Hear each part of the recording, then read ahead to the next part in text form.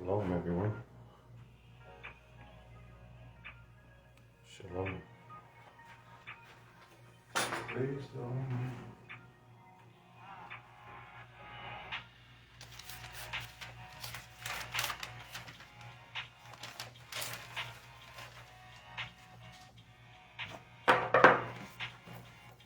Is that music too loud?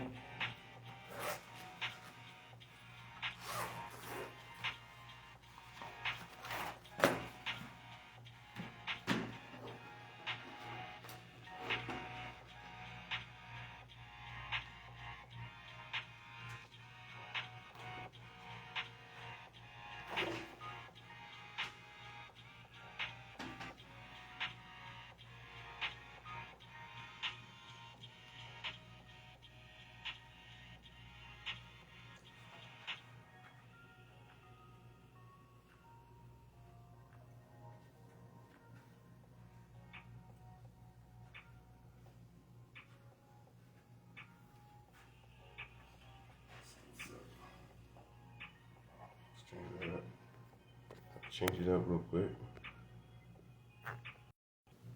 All right, cool. We on the mic. Cool. How you been, Brother Vince?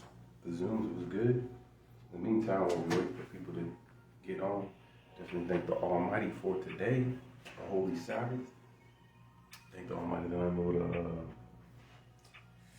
come into this truth. There's a lot of people out there getting ready for their Sunday service. Got a couple testimonies.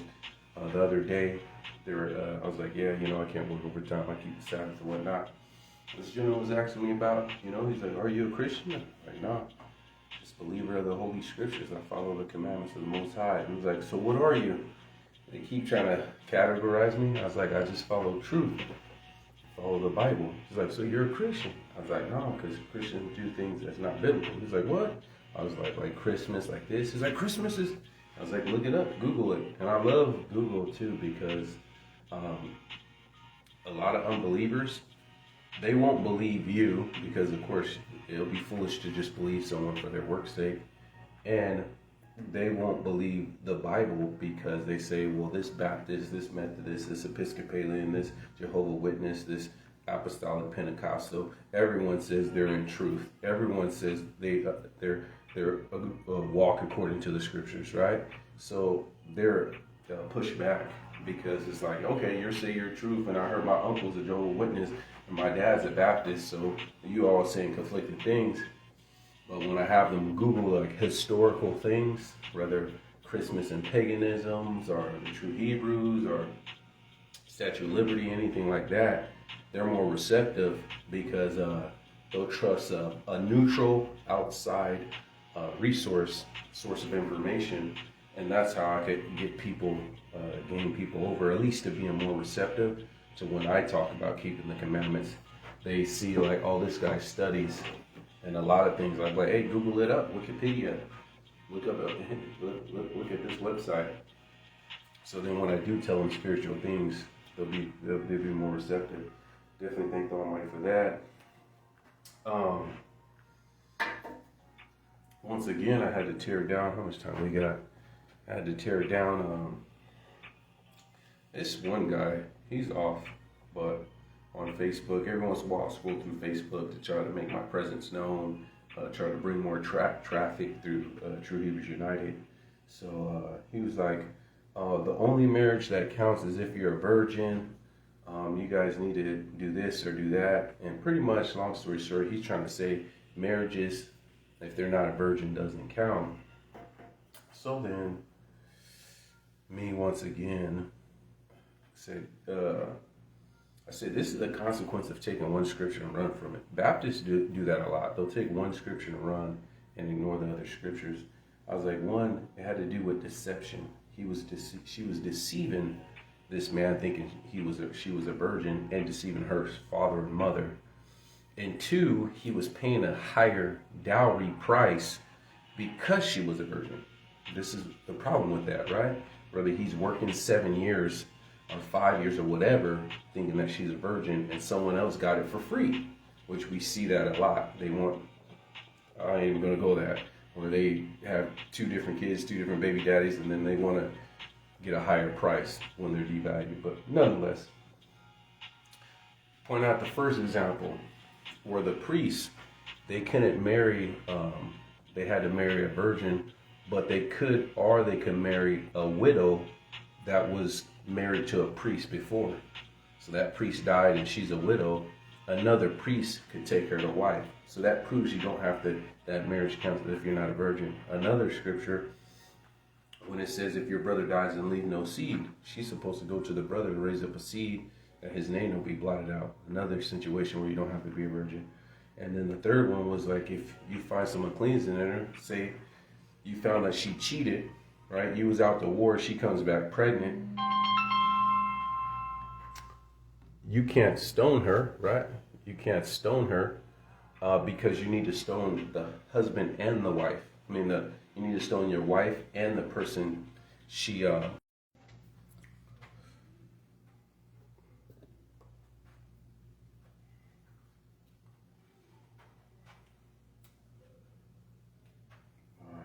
let's wait. I don't know why I cut off. Wait till I get back on. All right, so.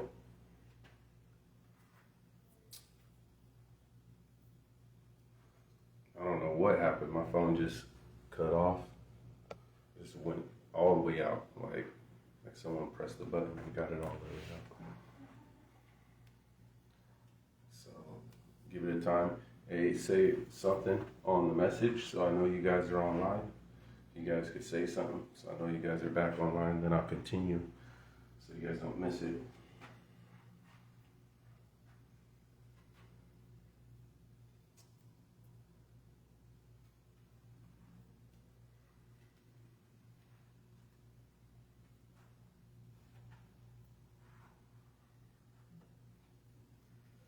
All right, anybody on?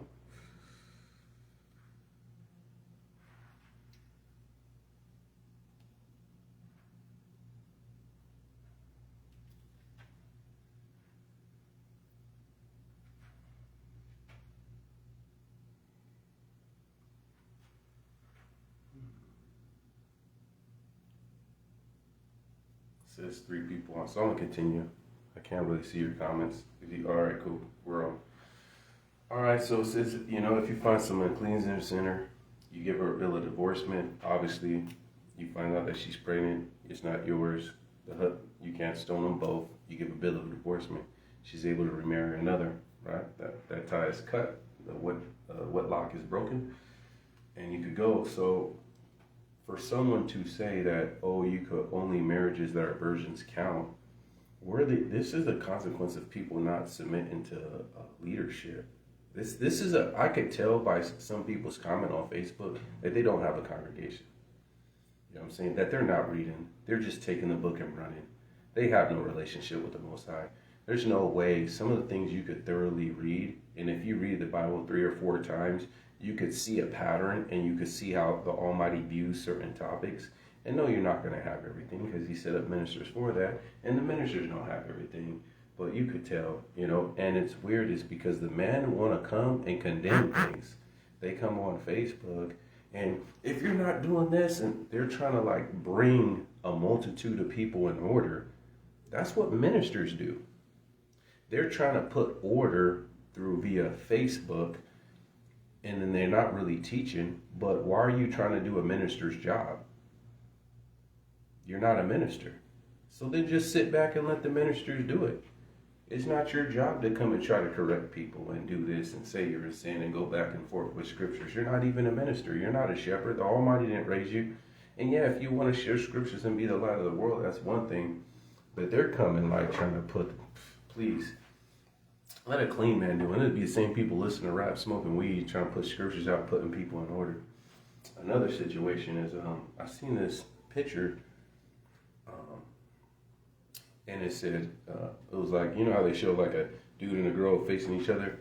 One was like, hey, there's a dude I want you to meet. So she meets another dude, and it's like, hey, I want to be a polyamorous, whatever, some relationship where it's one woman and 2 dudes, and the dudes were okay with it.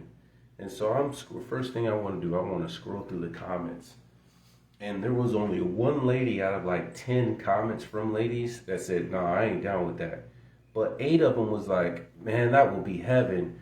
That's what I'm talking about. Yeah, that's what I want in my life." All these women are promoting that. One woman and 2 dudes. But let you put up a man taking care of 2 households according to the scriptures, and look how much you'll fight.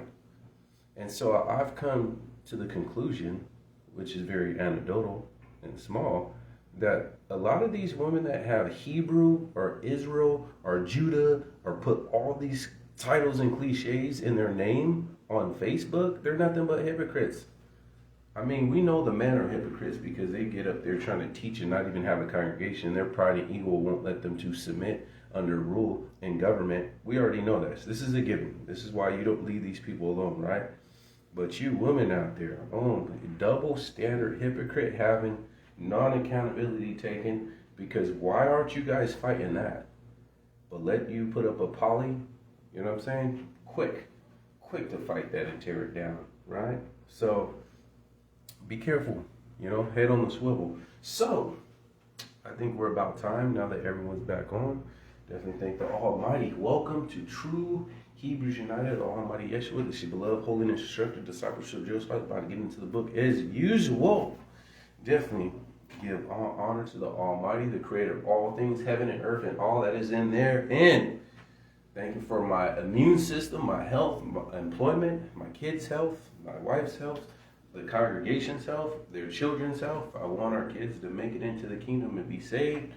Thank you I pray for Israel that they might be saved. I pray and I thank the Almighty that there's people every day coming into this truth, want to give their self and give their life to the Almighty and become married to the Almighty.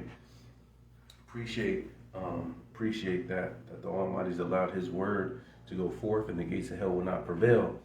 Definitely double honor to the apostles, the prophets, the evangelists, the teachers, the elders, the bishops, the deacons across the planet, teaching this word, getting people to repent and come to this gospel and live righteous and holy. All the brothers and sisters keeping the Almighty's commandments, statutes, judgments, precepts, and ways, being the light of the world, being the salt of the earth in the trenches, inviting people to service, inviting people to barbecues or whatever to try to get them to be saved. I appreciate all the people on Facebook and YouTube. I love you guys. I want you guys to be saved, make it into the kingdom. Don't just give yourself a title and put Judah or Israel as a last name. Live holy and righteous.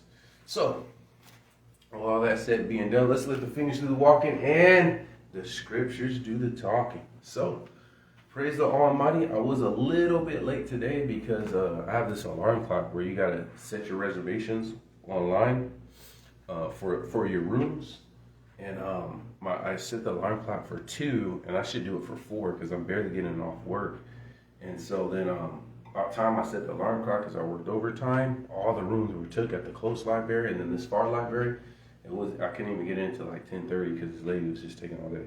But thank the Almighty, we're still in pretty good timing.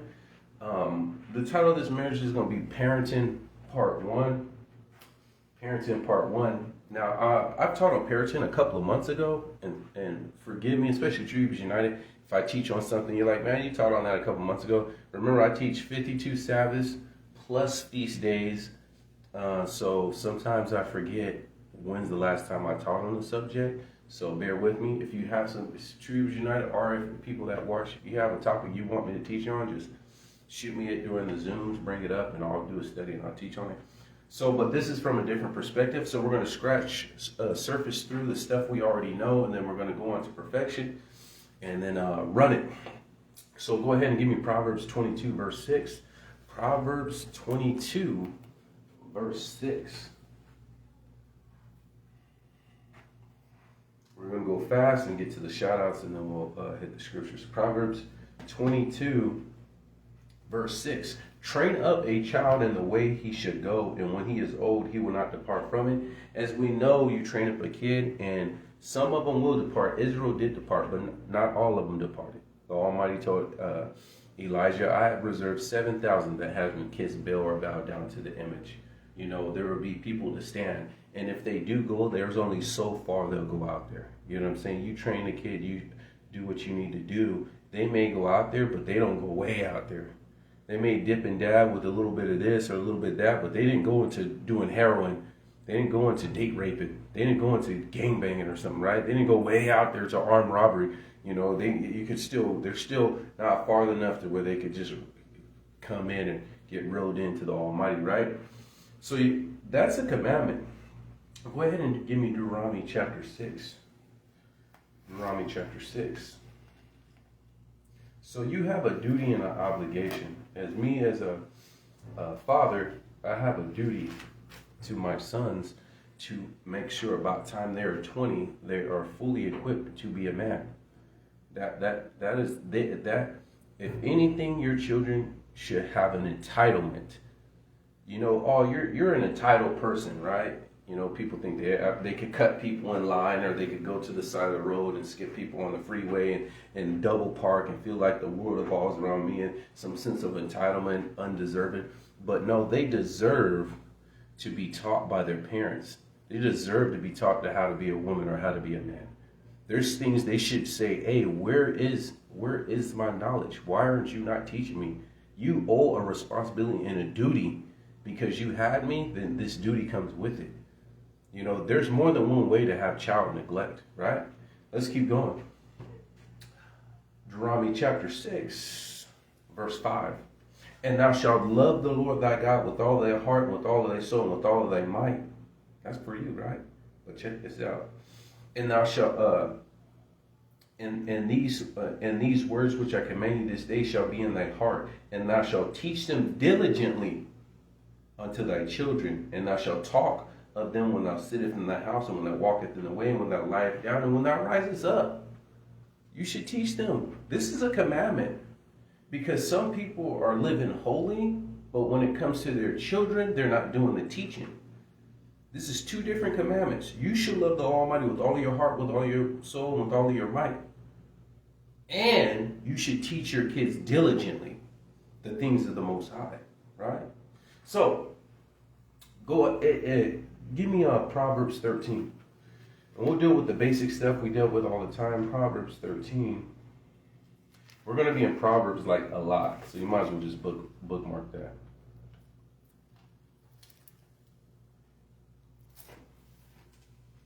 And this is going to be a two-part. This is part one, parenting. Part one, Proverbs chapter 13. We're going to start at verse 22. Proverbs 13, verse 22. 22. No, not Proverbs 13, 22. Wait up. Not that. We are going to get to that, but that's not it.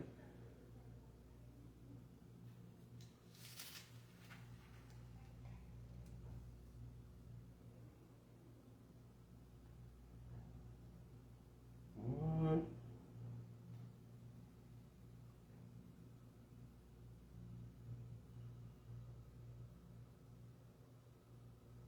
24. Sorry. We are going to get to 13 today, though. 22. But 24. He that spareth his rod hateth his son, and he that loveth him chastiseth him often. Now, you know, I always push that. Sin is an automatic physical discipline, as well as confiscation of goods, imprisonment, punishment, staying in your room or whatever, right? We already know that, you know, we deal with our kids not lying, being honest. I really want my kids to be honest. Even if they get in trouble, they're going to get in trouble more if they lie. And I want to build that up because the fastest way to get cut off from your father is to be 20 years old, an adult, and you lie to me. That is the fastest way to get caught because I'm not going to live a life where I can't trust my kids. I deal with liars on the job site. I deal with liars at the grocery store. I deal with liars when they pull me over, the cops. I'm not going to deal with liars for my kids.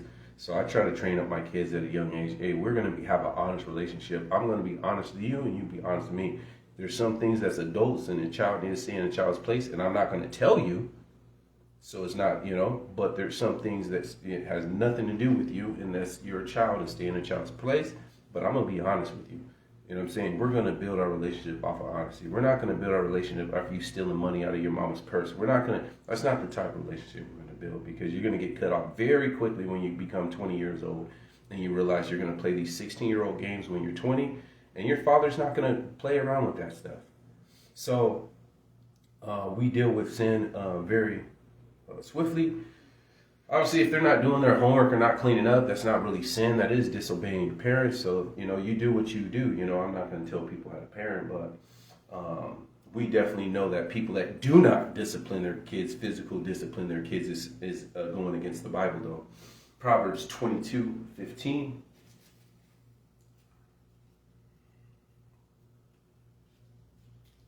I'm just going quick on these because we dealt with this a couple of months ago, and then we're going to go on 22:15. Let's get it again. The foolish is bound in the heart of a child, but the rod of correction shall drive it far from him. Once again, another scripture dealing with using the rod of correction, definitely dealing with foolishness, more likely dealing with sin or doing things that could cause harm. Proverbs 23:13. 23:13. Let's get it. And let's get it. Withhold not correction from thy child, for if thou beateth him with the rod, he shall not die. He shall not die. And that's what I'm going to do to my 20-year-old son. I remember, they act like they get traumatized because they get spankings and all this stuff. And there's things, whatever, right? I ain't going to say too much. But I'm like, so you got all these spankings, right? He's like, yeah, you didn't like them, right? Oh, and you were upset, right? Yeah. Let me see your arm. Where? I don't see. Let me see. Where's your back? Where's your legs? Where's all those marks? What? Where are they at? They disappeared? You're still alive, son. You still made it, right? Oh, who would have ever thought that you're going to make it into your adulthood and still be alive? And all those marks or little whatevers, it's going to be as if they never existed. But that lesson to not lie or to not steal or to not break the set, that lesson you're going to remember. You know what I'm saying? Like pain, you don't remember pain. Your body cannot remember pain. Your body could only remember feelings. You could remember 15 years how that person made you feel. But you can't remember 15 years ago when you fell on your knee and you scraped up your knee and then you had, you put oxygen peroxide or you put alcohol in it, burn. That kid would never remember that pain. They could only remember how it felt. And so we discipline our kids and we say we're disappointed in you, and the feeling of disappointing their father is longer lasting than the actual physical whipping that you give them. So that's the point we're trying to get, is to make them feel ashamed for bad behavior, right? We on the same page? Let's keep going. So, go ahead and give me Colossians chapter 3, right? Colossians chapter 3.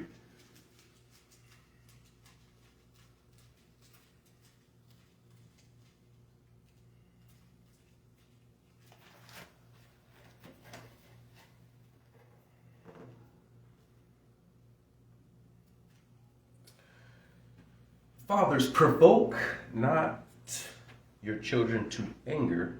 It should be to wrath.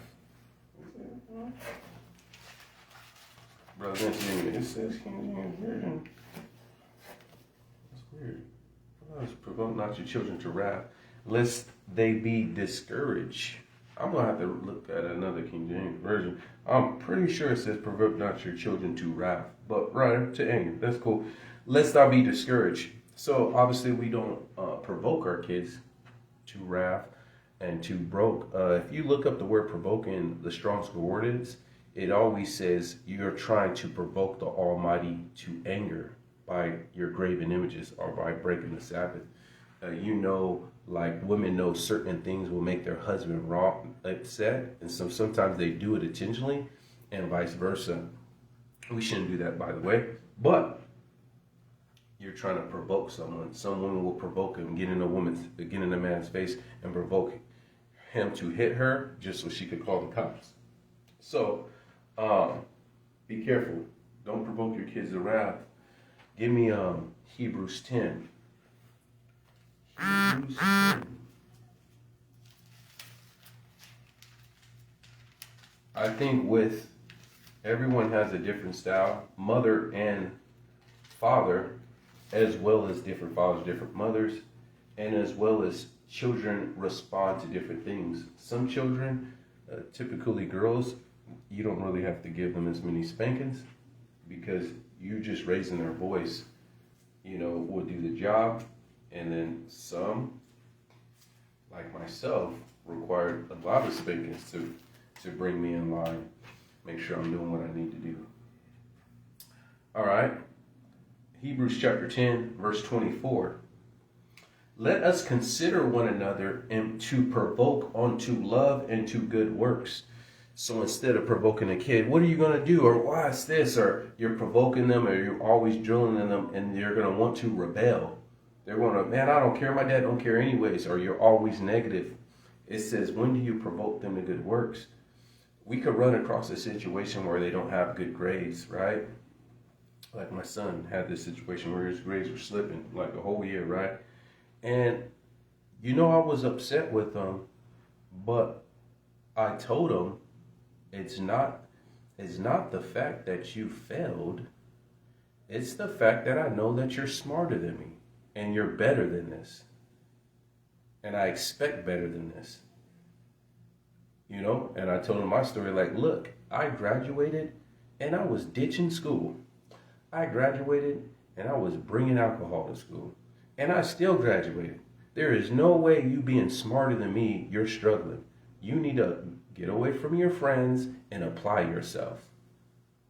You know what I'm saying? That's the problem. You're too busy playing around and joking around in the classroom and not paying attention, and now you're failing.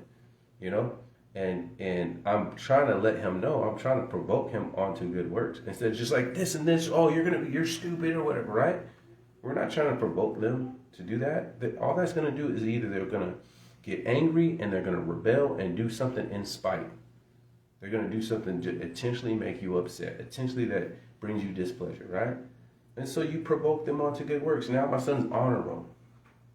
Now my daughter's honor roll. My daughter never really had problems, but now my daughter's honor roll, because we understand that they want to be the best at a video game, but they are losing the game of life. Before you graduate high school, driver's license, decent grades, and get a job. Those 3 things you should have before you graduate. You should at least work at a McDonald's or something, get your driver's license, and then graduate. Those 3 things are what you do before you become an adult. Whether you have a car or not, you should be getting your driver's license. Because there's jobs out there that require a license that you don't have to have a car. So you show up and you drive a concrete mixer truck.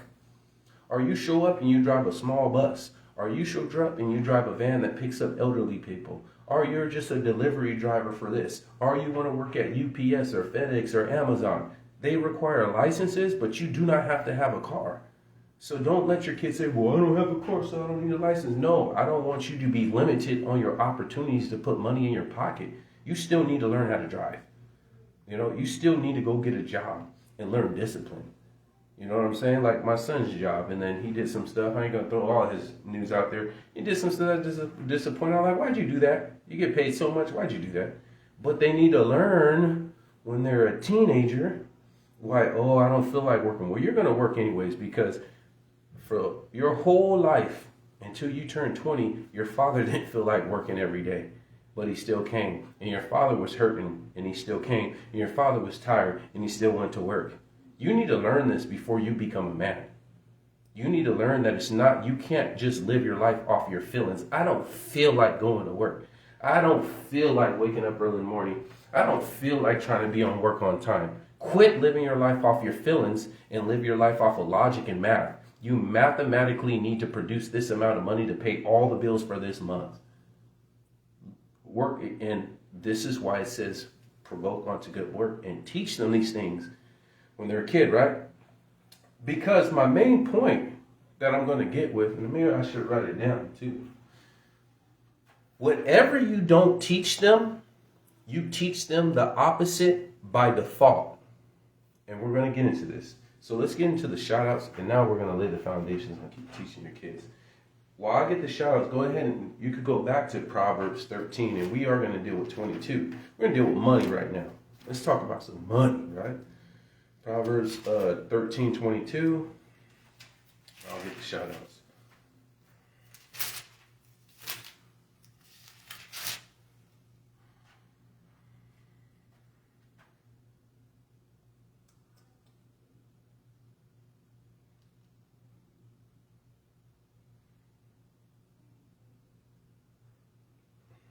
Cool. We got Gia, Vince, Davin, Katura, Karen, Mania, Nazabi, Josh, Izzy, Vincent, Kamari, Jocelyn, Zahar, Ariel, Nava. Good shit. Appreciate you guys. I love you guys. And I want you guys to make it into the kingdom. Keep pressing. Pretty soon, Lord willing, we're going to really be pressing and going to be outreaching. And I really want to bring more souls to the Almighty. Let's extend this family of true united. So, let's deal with money. Proverbs chapter 13. Verse 22, let's get it. A good man leaveth an inheritance to his children's children, and the wealth of the sinner is laid up for the just. And maybe I will write this stuff down. We'll talk about wealth, right? Verse 25.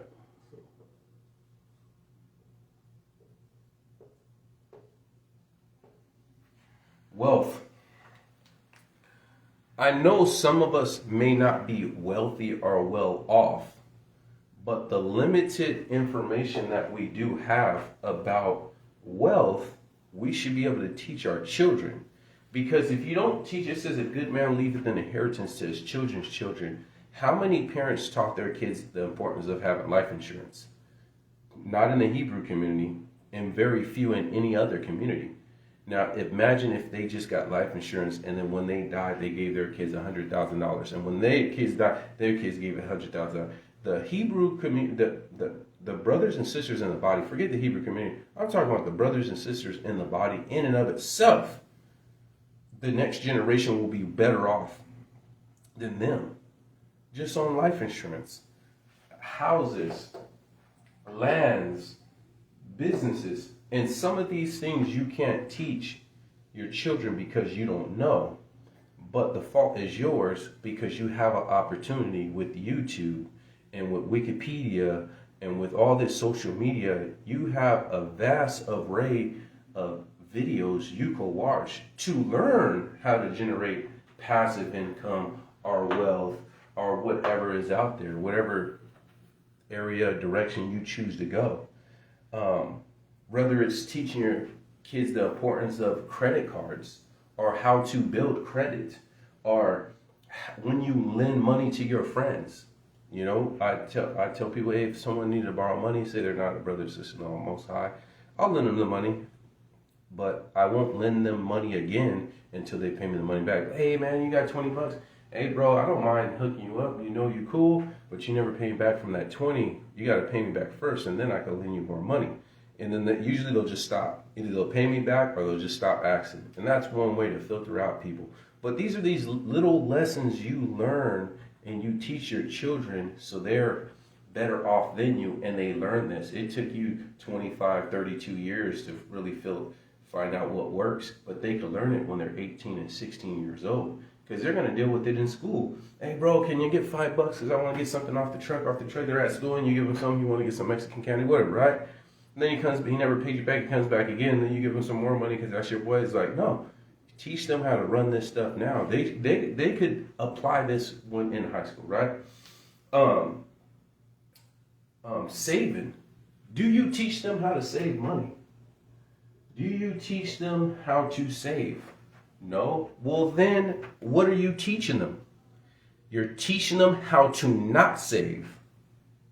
Whatever you don't teach them, you are teaching them the opposite. By default. Even with saving, it could go with a percentage. All right, son, you get paid so every time you get paid, whether you're mowing lawns, whether you're cleaning the car, I want you to put 10%, 15% in this. I want you to not touch it. Whenever I give you money, you don't have to spend all the money when we go to the fair. Whenever I give you money, whenever you do a job, you need to learn to put 15%. You don't touch this. This is for emergency money or something else. Then you could say the one that works the best. Let me see if you can see that. I don't know. I'm going to just put a D, big, because you guys can't see, and then G. Delayed gratification. Have you taught your son or your daughter delayed gratification? Son, when we go, you got $10. Say they're a kid, they're 8 years old. This is something you could teach them. You could spend your money on these $3 toys, and every time you just spend all your money on these toys, but you see this big toy you really want, that's $100. If you just save half of that and you just put it in there, you could get this big toy. And if they could learn that when they're young, right? Then you see these apartments or you see this shiny car that looks nice, you could just get a regular car and you could buy this house. Or you could just save your money, or you could start a business. And learning delayed gratification at a young age puts them in a place for success. So are you teaching your kids how to build credit? Are you teaching your kids how not to overdraft, how to use a bank account, how to use a credit card, how to have delayed gratification? Because if you're not, how are they going to learn it? You think they're going to learn it from high school? You think they're going to learn it in middle school? Where are they going to learn it from? Oh, they're going to learn it when they're 30 or 40, after they made all their mistakes in their 20s. Then they're going to learn after their credit is shot. Oh, now I know the importance of, you can't just run up credit cards and get a credit card there and whatnot. Even credit cards itself, there's an impulse when you get a credit card and it says, wow, I have this money, I can just pay it later. And people buy unnecessary things with their credit. Why do you think people are in credit card debt? Why do you think people are drowning in credit cards? It's not because they had a whole bunch of emergencies. They're like, oh, well, I'll just pay it later. I'll just pay it later. And they have no plan on how they're going to pay it later, too. Some of them just say, I'll just figure it out. You know, it always smooths out. It always makes a way. It always works out eventually. And then, oh, put it on the credit card. Don't think about it. Put it on the credit card. Don't think about it. That is off of impulse. People get their tax return every year and they blow it. Within 30 to 60 days, they have a tax return and it's as if they never had it. They got some clothes, they got this, they got this. They didn't invest it, they didn't save anything, they didn't put it up for a rainy day. How many people you know get the tax return and save it for a rainy day? Save half of it, whatnot. Few, because they didn't learn delayed gratification. They say, man, I haven't had a couple of G's in a year. The only time I've had 5 or 6 G's in my life is during the tax return. I've never had this much money in my bank account. I'm going to get this, I'm going to get some shoes, I'm going to get some gear, I'm going to do this. It's not even like, let me pay off these credit cards, or let me do this, or it's not even something productive. They just burn through it. So how are they going to learn how to use a credit card? How are they going to learn how to get a large sum of money and not blow it? And say, let me take a step back before I just go on a shopping spree. Let me take a step back. Let me make every decision, use every decision with discretion. How are they going to learn that? They do not teach this in high school. So how are they going to learn this? It says, raise a kid on how it should go. They have to learn it from you. And if you don't teach them, they're going to learn it when it's too late. A lot of them's going to learn this stuff when their credit's already shot, when they're already broke, when they're already struggling. A lot of them's going to learn it when it's too late. And whose fault is that? And you're going to say, well, I can't teach them something because I get it. You can't teach a kid something you don't know. But if you know, like today, and you know what?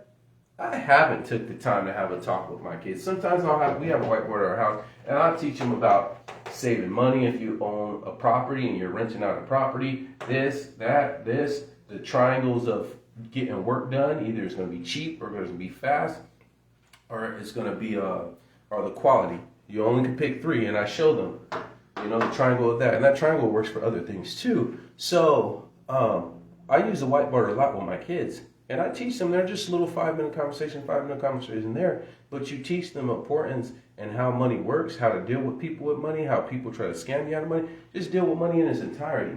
So, short-term and long-term goals. Have you taught your son or your daughter to have a goal plan? All right, son, what's your 3-month goal? From here to here, what do you plan to do besides play video games? What do you want to do in life? Okay, you want to do this in life? Okay, then. So here's a 3 month, here's a 1 year, here's a 3 year, here's a 10. Where do you see yourself in 10 years? And have them think, have it provoke critical thinking, and make them have a game plan. Some of them are coming out of high school. What do you want to do? Well, you need to figure out a plan.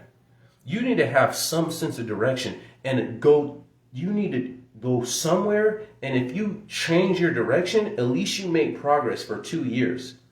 You made progress and got experience for 2 years. And even if you change your direction, and then you might change it back, but during that whole time you had progress. There was no directionalist man. That is not possible. You could float that if you're a woman and you're staying in your father's house because you get married and the man's going to lead. And so, but if you live on your own, then you still need direction.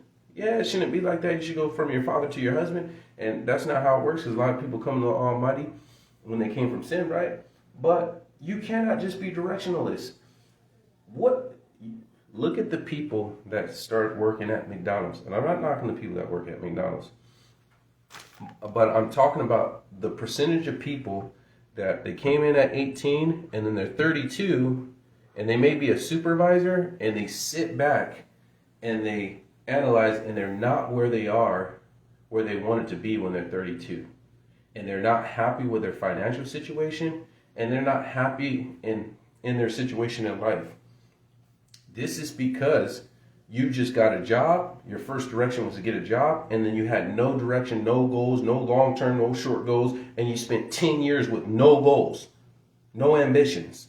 And then it flew by super quick, and then you're back, and you're like, dude, man, I'm paycheck to paycheck. I did not plan for my life to get out here. And you start thinking about, man, where did I go wrong in life? And you start trying to repace the steps. And some of you guys won't even figure out what you did wrong. And what you did wrong is not having direction, not having any goals. And who is to provoke you onto good works?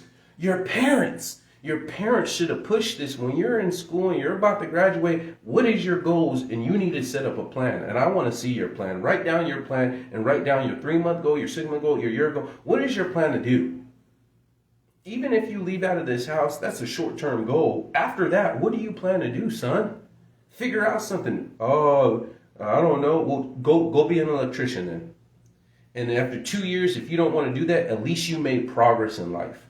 All right, go into the trades or go to the community college. Have a direction. You cannot succeed as a man being directionless. So if you don't teach your children, your sons or your daughters, to have a short-term goal and a long-term goal and to have a purpose, then they're going to blow plenty of years. Because once again, if you don't teach them to do it, by default, you're teaching them to not do it. Right? Train a kid on how they should go, and when they go old, they should not depart from it, right? So, keep going. We dealt with delayed gratifications. We dealt with the toys and emergency money. So, how much money you got for emergency money? You're making pretty good money. Say I'm shooting hypotheticals out here. He got a little car. He doing good. He living in the house, whatever, chilling, whatnot. All right, if that car broke down, son, do you got $800 to fix that? Well, no. Then what you been doing with your paychecks? Okay, I know you got your savings.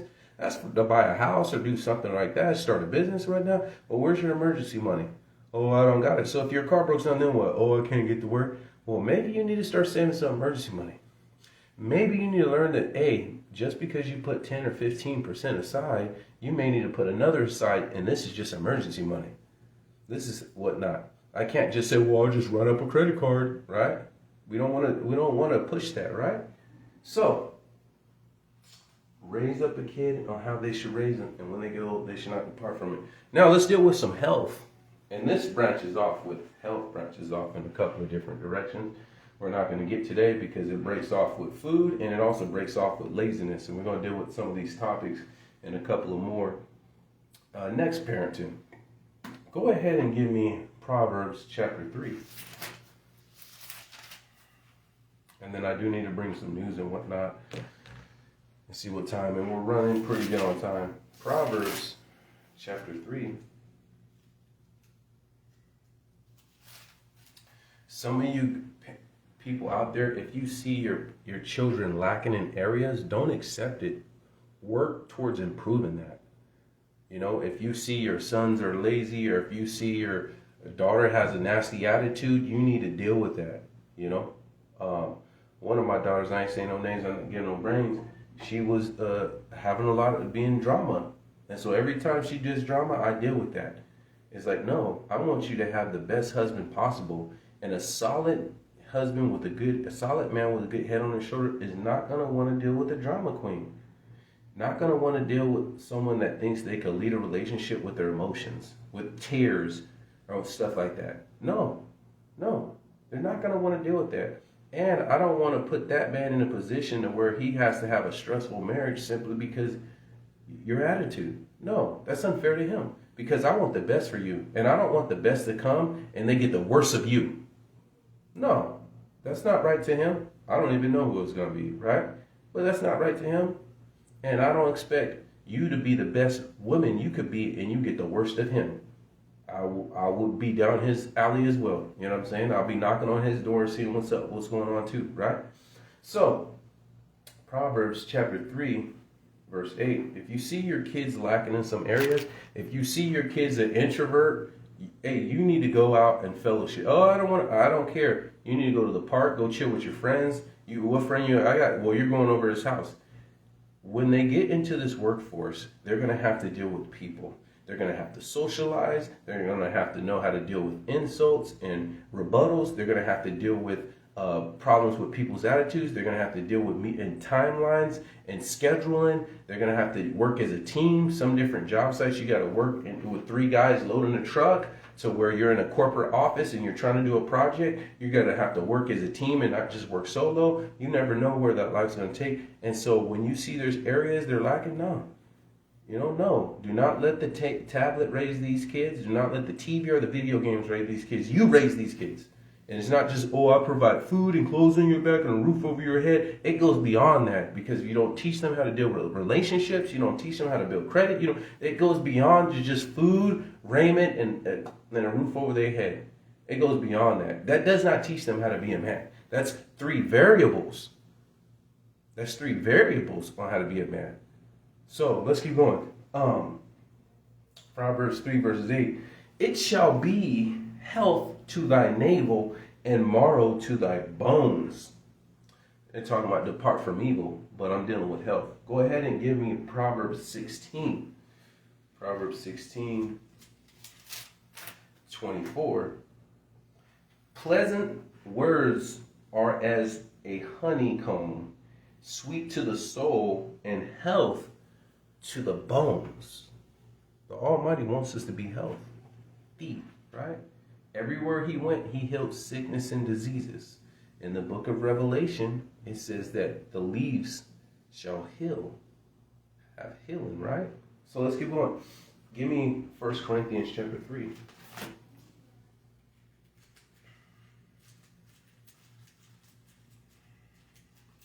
The part 2 will be a longer service, but I did have to bring some news up.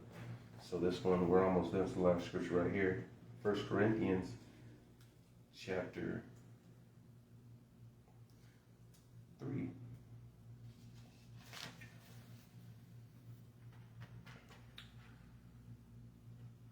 Verse 16. Know ye not that you are the temple of the Almighty, and that the Spirit of the Almighty dwelleth in you? If any man defile the temple of the Almighty, him God shall destroy. Him shall God destroy, for the temple of God is holy. Which temple are you? So it says we're the temple. Now, the direct context is dealing with sin. If you sin, then you destroy your body physically and spiritually. But you could destroy your body physically. You do reap what you sow. You do reap what you sow. So teach your kids healthy habits. Have you taught your children the importance of exercising? A lot of people say no. Why? Because they don't exercise. So, if you don't teach them the importance of exercise, what are you teaching them? It must be okay. Exercise ain't that bad. Unless my parents don't do it, it can't be that bad. My parents buy TV dinners and microwave dinners or whatnot. My parents don't really cook, so cooking can't be that important. If it was important, my parents would have dealt with me already. We always think neglect is just you're verbally and physically abusive. That is neglected. Now, how about this? I don't verbally or physically abuse my kids, but I don't teach them the importance of brushing their teeth. So then by the time the age of 16, all their teeth fell out. And for the rest of their life, they're walking with their 4 front teeth just missing. People just looking at them, making fun of them. You don't think that's neglect? Do you think that's neglect? I don't take them to the dentist. How is that not neglect? People in the body of Mashiach only think that the way you neglect your kids is physical or verbal, or not feeding them or putting clothes on their back. But if I didn't teach them how to brush their teeth and take them to the dentist, and then what happens? Then what? That's still neglect. So if you don't teach your kids the importance of exercise, and he grows up and then he dies I just seen someone die at like 36 from a heart attack. Oh, it was on YouTube, right? From a heart attack. Why? It's not important. I'll eat as much. My mom always cooked fried chicken all the time, which is not good. Hydrolyzed oil, right? Clog arteries. My mom. So you're teaching them the wrong way to eat. Some of you parents out there are literally teaching your kids how to die early. Because, I'm going to deal with food later. You're not teaching them the importance of exercising, so you're teaching it it's okay and it's not important to not exercise. And then when your kid has health problems down the way, if you trace that line back, that's all because of you. It's not because they rebelled and say, my parents always taught me and we went running this and this and this, but that's not for me. And they rebelled the wisdom that you give them and the instructions that you give them and the example that you show them because they've seen you exercise. It's not because of that. It's because you didn't teach them. And so they went out there and then they never exercised and then they have the stroke and half of their face is paralyzed because they got a stroke. Why? For something preventable? Some of you guys neglect, I'm talking about the people in the body of Mashiach. Some of you guys neglect your children. And it's not right, because you should want your children to be better than you. You should want your children to have a better life than you. And it says, train your kid on how they should go. Train them how to brush their teeth. Train them how to deal with money. Train them how to deal with their emotions. Train them how to keep the commandments of the Most High. It's not just not sinning. You know how many fat, overweight people that are trying to live holy, but they're destroying their temple and they don't think nothing wrong with it with being obese? You're destroying your temple. The Almighty gave you a perfectly good body and you're trashing it. You give your kid a brand new car off the lot. No problems. Not a used car dealership where it has 150,000 miles. You give them a good car, brand new car off the lot, and they trash it. And there's people that get a car with 200,000 miles, a used car and it's problem after problem, and they just got to deal with it. They're just trying to get to work to A to B. It's oxidized paint, whatever. They wish they could have a car like you. There's people in a wheelchair, or people wish they could do the things you do. And you do the things you do, and you just added 100 pounds to your weight. And let's say this is your heart, right? And let's say this is your lungs, right? Let's say you smoke a pack a day, and you're putting smoke in your lungs, right? Right? After so long of putting smoke in your lungs will say, dude, I'm going to give up. I'm burnt out. And let's say this is your heart and you weigh 200 pounds. After years of, now it has to pump the weight of 280 pounds, 320 pounds, pumping weight that it should not pump. At some point it's going to give up. How about this? Let's do how your heart feels. I want you to get a backpack and get some ankle weights, put some 20, 15 pound ankle weights on your ankles, on your wrists, get a vest with 10 pounds, right? So we'll say 10, 20, 30, 40, and the vest is 10. So you're at 50 pounds, and then put on another 50 pound backpack and go to work every day. Go up the stairs, go walk to the grocery store. I ain't doing that. Then that's what you do to your heart. That's what you do to your heart. Why won't you put an extra 80 pounds on your body every day and go walk around so you could physically feel how your heart is feeling, pumping blood for extra pounds it does not need. And then they talk about shalom and this and aki and this, and they destroying their temple. That's why these ministers that are fat, I don't even listen to them. How are you going to tell me about the word of the Almighty and you destroying your temple? No, you don't have to be a gym head, but we know good and well you ain't in the will of God being obese. There's no way you're going to say scripturally you're in the will of God when all he talks about health. And nothing good comes from being obese. Stroke, diabetes, high blood pressure, high cholesterol, heart disease. Nothing good comes from that. And all in this Bible, he's talking about health. It says, bodily exercise profit little, but godliness unto all things. But you ain't going to be fully godliness if you just living like trash, eating whatever, having no discipline on what comes in your mouth. I'm going to deal with food the next week, right? So if you don't teach your kid the importance of exercise, they don't see you exercise once a week. They don't see you walking or doing something physical. Then what are you teaching them? Bad habits. Some of you parents teach your children more bad habits than good ones. More bad habits than good ones. You teach them not to exercise. Don't teach them the importance of it. You teach them that you could run up credit cards. You teach them that you could do this. You teach them that I ain't going to mess up part 2. So you teach them all this stuff by default. And they pick up all these bad habits. And you'll be the same one that will condemn them for what they do when they're an adult. Oh, you know you shouldn't do that. You never taught me not to. Oh, you did. That's probably not the best way. You never told me not to do it. That's not the example you showed me.